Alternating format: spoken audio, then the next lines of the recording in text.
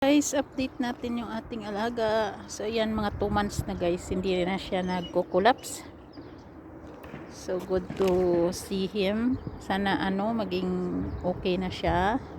Baxter, Baxter, hello Baxter.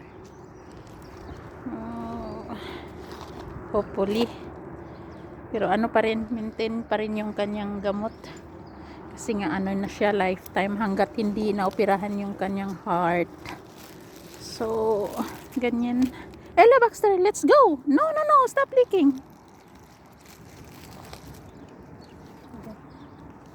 Kaya, happy na rin ako kasi yung isip ko ba kasi pag ganyan siya na natutumba, hindi ako makapakali.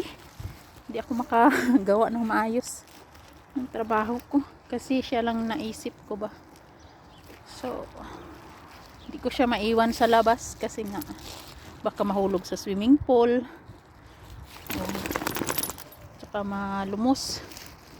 Kaya ayan. So, thanks God at medyo okay na siya. Hopefully tuloy-tuloy na talaga. Ella Baxter, let's go home. Home. Pag sinabi ko guys na home, alam na niya yan.